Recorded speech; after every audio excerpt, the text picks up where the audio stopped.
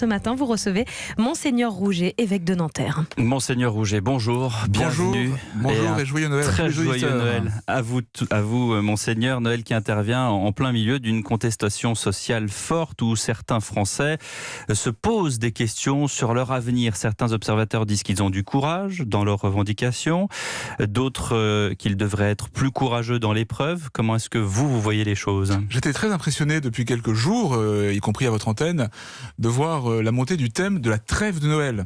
Comme si tout le monde, malgré la sécularisation de notre société, pressentait que Noël c'est un jour un peu particulier, qu'il se passe quelque chose et que cela peut avoir du retentissement dans la vie de la cité.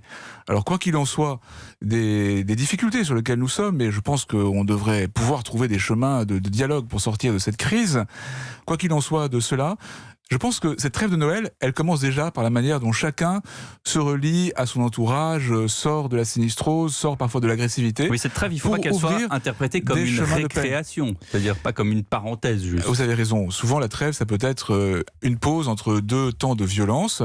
Je pense qu'une vraie trêve de Noël, je disais cela d'ailleurs à la fin de mon homélie à la messe de minuit hier soir, la vraie trêve de Noël, c'est celle qui ouvre sur un progrès, de la foi, bien sûr, mais aussi de la paix.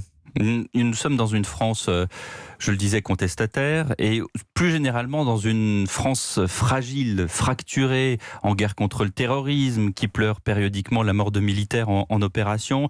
Et là où on pourrait se tourner vers la foi, quelle qu'elle soit, d'ailleurs catholique ou non, ou vers un dogme, quel qu'il soit, c'est plutôt le contraire qui se produit. Alors en tout cas pas dans la nuit de Noël. Moi je suis frappé de voir à quel point, chaque année, Noël fait...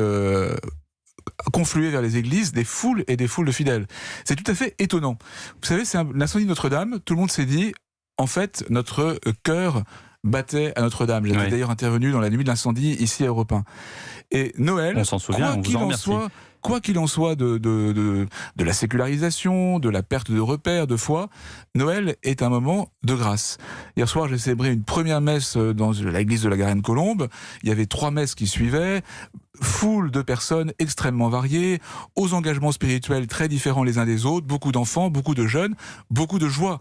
Et quelques heures plus tard, à minuit, au cœur de la grande ville de Nanterre, qui est une ville très mélangée, à nouveau, c'était la 3e messe à la cathédrale, peut-être la 7e ou 8e dans la ville de Nanterre, et nous étions nombreux dans la ferveur, dans la grande variété. Comment est-ce que vous l'expliquez ça ? Dans les années 60, un quart des adultes allaient à la messe tous les dimanches. Ils ne sont plus que 2% aujourd'hui. Qu'est-ce que c'est que cette messe de Noël ? C'est une récupération de tout le temps perdu pendant l'année ?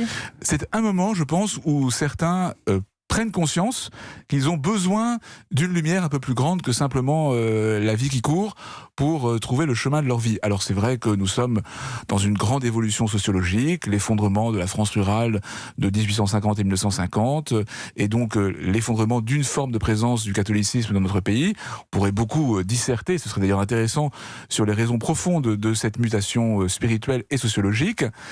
Mais quoi qu'il en soit, à Noël, il y a un désir de quelque chose et pouvoir se retrouver pour des messes de minuit ou du jour, il en reste encore beaucoup aujourd'hui, peut-être une source de joie, de réconfort pour beaucoup. Le pape François, pas plus tard que cette nuit, dans son homélie, a fait remarquer que le monde devait changer, que l'Église devait changer.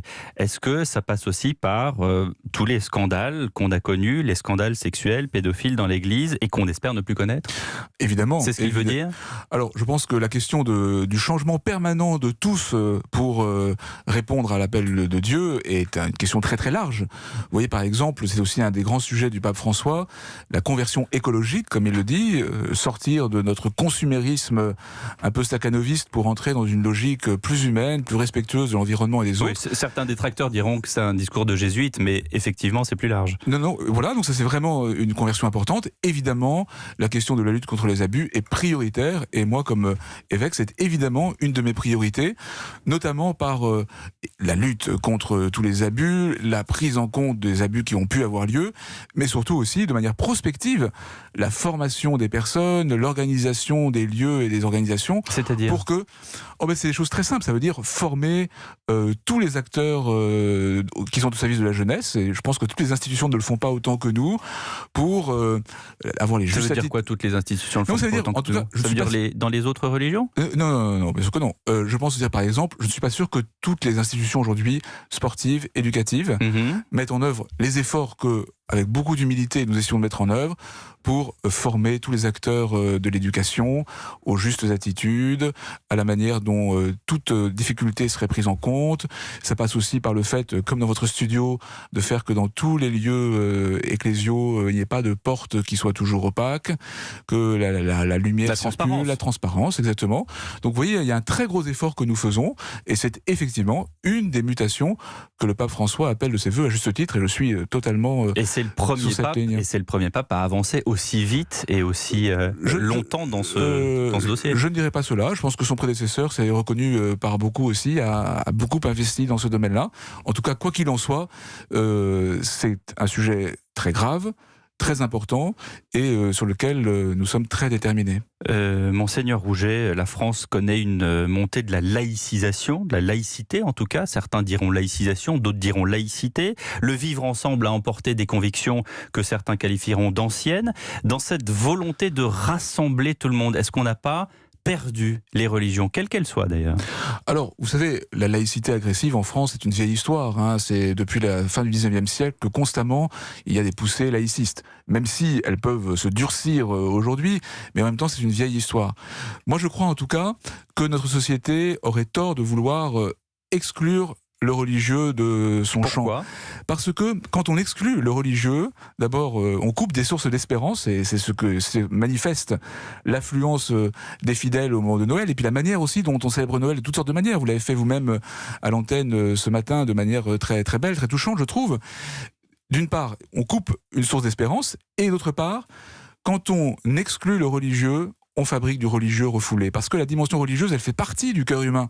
Et donc vouloir amputer le cœur humain de cette dimension essentielle, qui peut prendre toutes sortes de formes et d'expressions, eh bien, c'est blesser la personne humaine et c'est donc générer de la violence. Je vais employer un terme de marketing, mais comment est-ce qu'on fait pour promouvoir l'espérance à laquelle vous faites allusion? On essaye d'en vivre en profondeur et de la partager avec joie.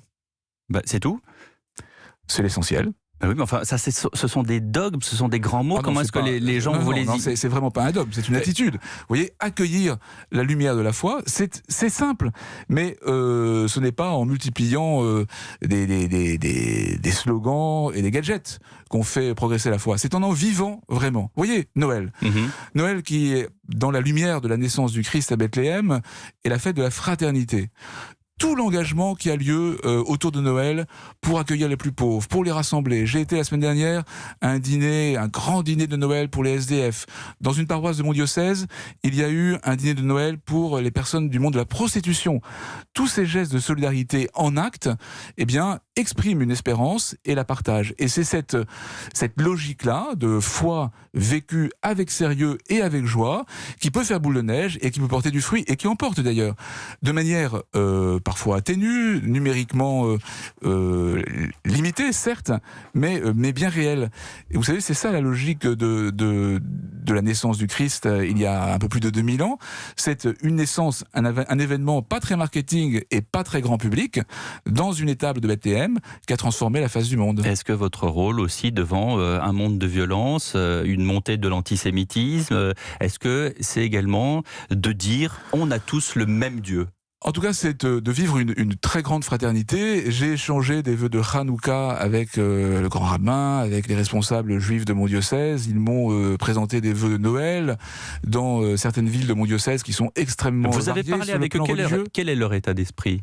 Le même que le vôtre? En tout cas, nous avons une grande fraternité entre nous. Et nous, comme chrétiens, c'est notre mission première, dans la lumière de notre foi au Christ, de cultiver la fraternité. Et moi, je suis le témoin de beaucoup d'occasions où cette fraternité, elle prend corps. Vous avez célébré la messe dans votre diocèse. Beaucoup de Parisiens se sont sentis orphelins de Notre-Dame de Paris. Quel est votre sentiment là-dessus? Alors, Notre-Dame de Paris, moi-même, j'ai, dans des missions précédentes, souvent célébré Noël. Mais comme ça a déjà été dit, je crois, à votre antenne, Notre-Dame de Paris, c'est une église évidemment tellement importante. Le cœur de la France bat Notre-Dame, nous le savons bien, notamment depuis l'incendie de l'autre jour, il y a quelques mois. Mais du 15 avril. En même temps, il y a 150 églises à Paris. Paris, des centaines d'églises en Île-de-France, des dizaines de milliers d'églises en France, et beaucoup se sont remplis et ont célébré Noël. En revanche, moi, ce que je trouve extraordinaire, c'est que l'incendie de Notre-Dame a permis à beaucoup de nos concitoyens, croyants ou non, de prendre conscience qu'ils avaient une relation avec ce lieu et avec ce que ce lieu exprime en matière de foi et d'amour. Eh bien, ce que je trouve extraordinaire, c'est qu'en fait, la fête même de Noël, c'est cela aussi. En dépit des évolutions, beaucoup de nos concitoyens, dans leur grande variété, perçoivent que Noël, ce n'est pas un jour comme les autres, que c'est un jour où ils ont rendez-vous avec eux-mêmes, rendez-vous peut-être avec la question de la foi, rendez-vous avec la source de l'amour et l'exigence de fraternité. Merci beaucoup, Monseigneur Rouget, d'avoir été avec nous. Merci à vous et joyeux Noël encore.